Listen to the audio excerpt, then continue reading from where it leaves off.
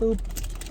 We're recording now. Yeah, so I just asked Gage to explain the sensation of eating this thing. It was weird because it was both a semi-liquid and fairly solid at the same time. Oh no, it was weird. So it was it's not like, great. Was it hot when you ate it? It was not. No, it wasn't hot. I will say the other weird thing is the pecan ones that you also got. They like to sweat. I think because I opened it up and it was just pecan oil.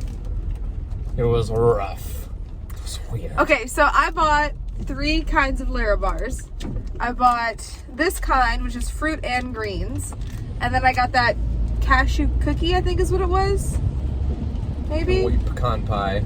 Pecan pie? Is the other one that I ate. Oh, it's pecan pie, okay. Yeah. And then the third one I got was peanut butter and jelly, which was a hit. And the peanut butter and jelly one is the reason why this one was so disappointing to me. Because you thought it was the peanut butter and jelly one. I opened it up and I said, what the hell happened to it? Because it looked strange. Okay, so all 3 of those were new to us, so I thought we'd try them out, and so I got 2 of each. Yeah, it was Peanut butter and jelly ones are great. Fantastic. Because they're like peanuts and butter. Cashews. No, there's no butter. Peanuts, cashews, and cherries. Yeah. And so it was really, really good. But apparently the fruit and greens one is weird. I haven't had it yet. It's not, I wouldn't say it's good. But the ingredients are weird. So strawberry spinach cashew is the flavor name. Yeah. Oh yeah, you just turned the fan off. That was smart. But the ingredients in it are apples, apricots, cashews, strawberries, spinach. And then it goes on to say, after already listing cashews, contains cashew ingredients. It's weird. It's like I already knew that. Yeah, so that was an interesting way to start my day the other day. Yeah. Anyway. This is what we're talking about in this this entry into your yearly journal, or are we going to go on to this one? I want to talk about Loki. Because it was. What would you say it was? When we started this series, I knew that Loki was going to be one of those things with lots of twists and turns, and it did not disappoint in that aspect. It was lots of twists. Insane. It was kind of like for the first bit of it, I really felt like I was watching Doctor Who again. Very Doctor Who-ish. Now, even the first part of the last episode or the first part of the season? Like the first 2 episodes felt very Doctor Who. Yeah. Which I'm not upset by at all. That was awesome. No, Doctor Who's great. I liked it. So say you'll say one thing you liked about it. I'll say a thing I liked about it. Yeah, there's a bump in the road. Tom Hiddleston. Just blanket. He's fantastic. Tom Hiddleston. Tom Hiddleston. I think there's a T. Ing? It's not ing. Okay. But I gotta say, if you don't like Marvel stuff, or maybe not even maybe you're bored of it, maybe you're just like, I just don't want to listen to it anymore, or watch it anymore, I'm over it. Man, just watch Loki for Owen Wilson. Oh yeah, so is that yours? Great. Your Owen Yes, Wilson is yours? I loved Owen Wilson in this. Because he wasn't the Owen Wilson that he normally is. He still was, Owen Wilson's still fun, but he was very reserved. He was, kind of contemplative, which I don't really see him play much of that type of character, but I'm for it. It was great. I like it. Contemplative. The actress who, unfortunately, I do not know her name. I would love to know it. But Sylvie was awesome. Absolutely fantastic. That great chemistry between Loki and Sylvie. That was awesome. I also found out that, if you don't know, she plays a pretty important part in the series. The spoilers start now, so if you don't want to just stop. This isn't a spoiler. This is a behind-the-scenes thing. But I saw on her Instagram or on someone's Instagram, that she was nursing her child during the filming of this, and the costume person put some zippers like this away, so that she could nurse in her costume, essentially. Yes, so she wouldn't have to take off her whole costume. Yeah, she takes off just like the top layer, and then there's zippers there so she could nurse it between. Yeah, so she would only have to take off one piece of it instead of having to take off like half of or probably the whole costume to be able to nurse. And then that was really cool. I love seeing stuff like that in entertainment, how they're really, really working on issues like that. Because everybody struggles, for most part, especially in superhero stuff, like where it's impossible to go to the bathroom. Like that was apparently like Christian Bale's biggest like complaint about being Batman, is that it took him like forever to get out of his suit if he had to use the bathroom, and then again it would take forever to get back into it, which is funny to me because like the whole point of like a superhero is like they slip out of their disguise into their superhero garb like it's nothing and then go fight crime. Like if it takes you 20 minutes to be able to have to go to the bathroom to lives are lost. Yeah, like like what the hell? I find that funny. I would love to see superhero costumes that are practical on all accounts. Like you take off the pants, you put on the shirt, but yet it's like protective. I don't know. I just feel like that would be something I'd like to see in a superhero. But okay, let's get back to the like back and forth, including spoilers. So I said Tom Hiddleston, you said Owen Wilson. I'm gonna try to be a bit more specific this time. The next thing that I like, you also said Sylvie. Did I do another one? No, I just was. I just also really, really liked her. So my next thing that I liked, I liked all of it. I wasn't mad at any of it. We were trying to do like rapid fire. I liked Miss Minutes' accent. Tara Strong, phenomenal voice, obviously, but like, man, she never disappoints. Your turn. Rapid fire. Hey, stop it.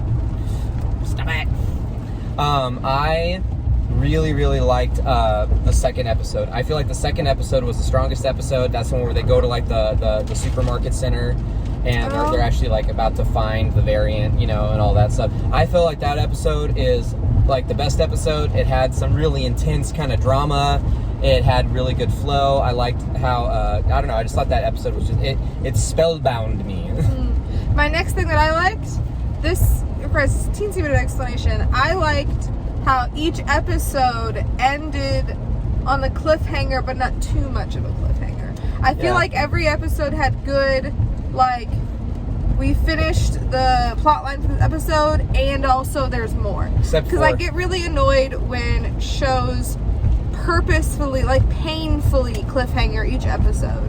That really annoys me. And I thought this show did a good job of like keeping you wanting more, but also satiating you each episode. It's not really a knock to WandaVision, but man, it was just every episode was just like it was like just a gut punch. You're like, hold on, what happened? Where am I? Which I think was their intent, and it was great. I loved the show, but it was great. But it was exhausting, and it was like you knew going into it, like they screwed me over last episode. They're gonna screw me over again this episode. I think it was a brilliant choice on Marvel Studios to have WandaVision and Loki not together. Because if I were to watch Loki immediately after watching WandaVision, I would be exhausted, and I think that I would kind of lose a little bit of my feeling towards the show. It was fun watching Falcon and Winter Soldier in between, because Falcon and Winter Soldier was just a straight up Marvel action series. It was great. Like, it was great, but it wasn't like a mind freak. You know? It had like, it had its really good moments. There were so many good things about it that I loved, but it wasn't taxing my brain. It was just exciting to watch, and it made me feel things which I liked. Yeah, because WandaVision and more so WandaVision and Loki are like, you gotta think real hard while you're watching it, and I feel like Falcon and Winter Soldier kind of went the other way with it, where during the episode, you didn't have to think really hard, but they left you with things to think about at the end of every episode. Yeah. Like, there was some heavy stuff in it. Yeah, and it was well done. Mm-hmm. But, like, I think with Loki, man, so, major spoiler, but, man, Loki essentially is set up like the next huge series of movies and TV shows. Pretty intense. So, like, it's really good. I liked... I was pretty surprised by how they did the big bad guy at the end of it, right here. I know it. And I guess it was just like I'm not surprised that I was surprised because you're by not how a the comic person- book person. So like you know, you really me. went in there not really knowing who that person was. Yeah, so like Gage, once that person was shown on screen, Gage knew exactly who was. I don't, but I still don't, and that's fine because I don't want to know. But I was like, wait, that's it, which is kind of like how the characters reacted. What I really liked about that is that it's like I'm a bad guy, but I'm a good guy because the bad guys are worse versions of me, which was It's a lesser really intense. of the two evils. So part of me wonders, like, so this is like the last thing because we're gonna end the episode here because we got to get going because that's how life works for us. Yeah. But I really liked how what it seems like is gonna happen, you know, because Loki's getting a season 2, which is super cool. That was the post-credit scene Yeah. of the last episode. And it was just really interesting because it's like they're going to have almost where it's like the TVA is always going to exist, and this guy, whatever version of him, is always going to be in charge of it, and it's just going to be more despicable versions of him, which is like intense. So he has to go through everything again consistently to try and stop him. And I don't know, I just feel like that's very cool. Again, very Doctor Who, because Loki isn't going to be able to, you know,